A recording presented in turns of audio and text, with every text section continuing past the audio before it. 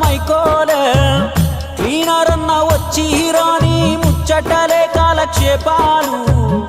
ఇల్లు గుర్తుకొచ్చిందంటే ఎల్లువల గారు